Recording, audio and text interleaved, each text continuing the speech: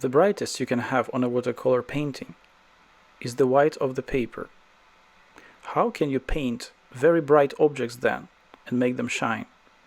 Let's find out.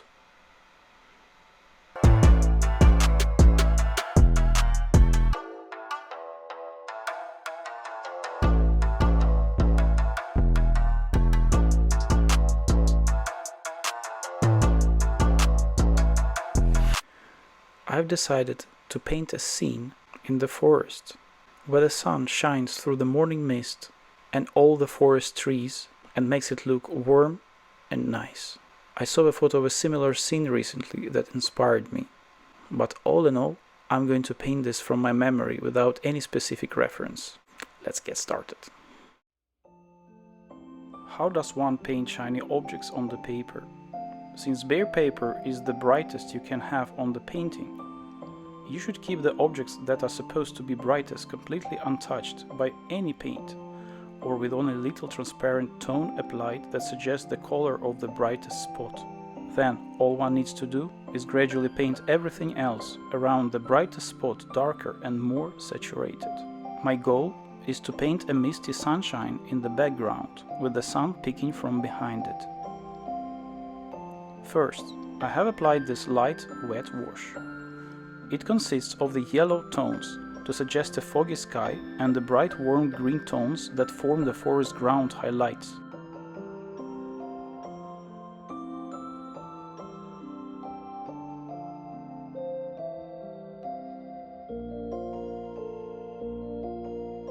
As the misty effect has already been reached and I don't want any fog be in the forest itself, I let the first wash get completely dry.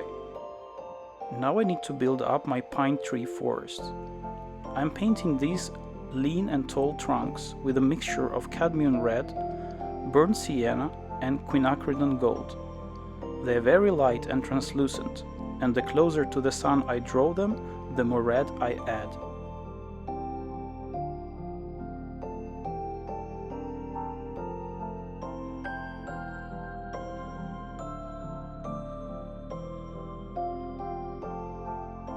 Keep in mind that the paint will end up paler when it gets dried, and remember about the tonal values. The farther the trunk stands, the thinner and more translucent it should be.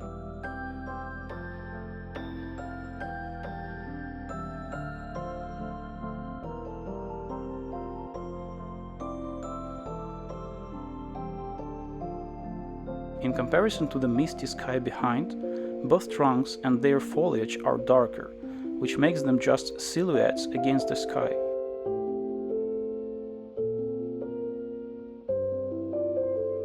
This is why I use the same mixture of paint for both trees and the foliage.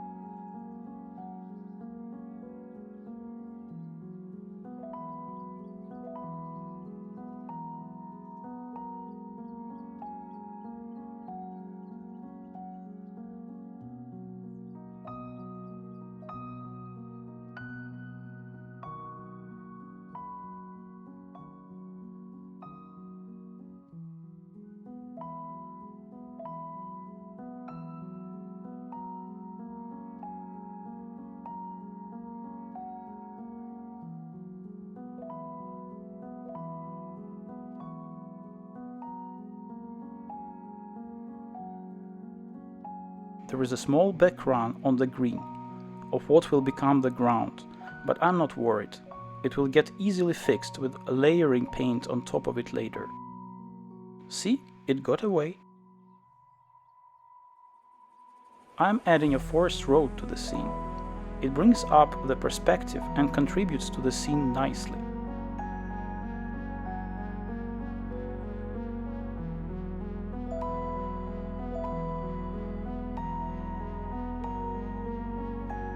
You can see the closer to the observer I get, the thicker my paint layers become. It shows the part of the forest closer to the observer more in focus and less in the sunlight.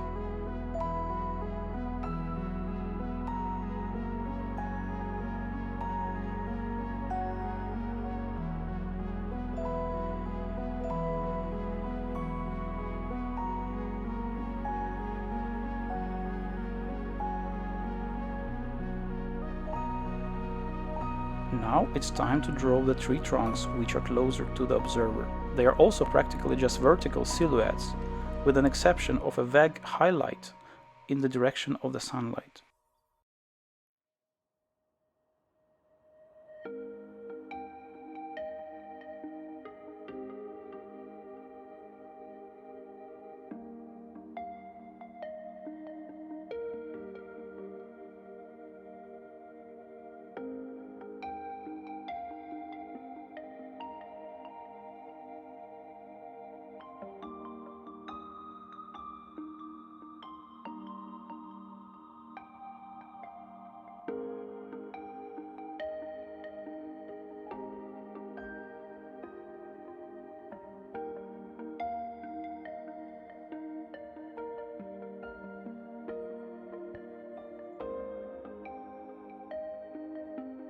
Don't worry that some of the bigger trunks look translucent. More layers will be added to them as the scene builds up more.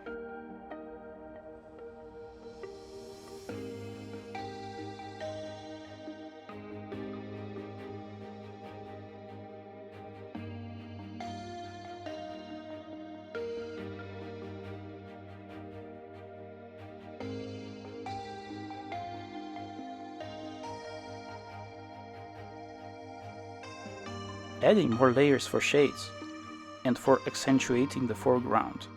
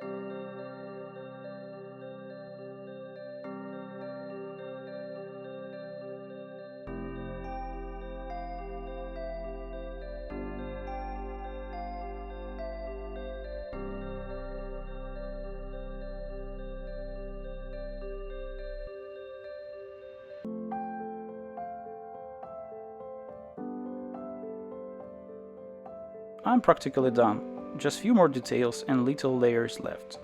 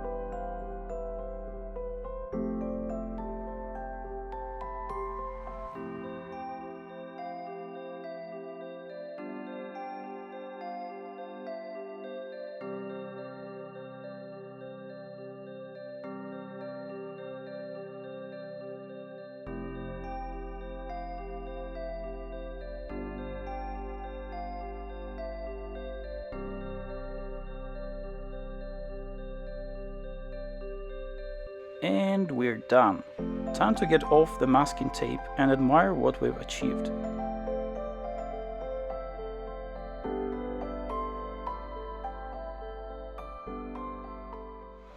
That's it for today.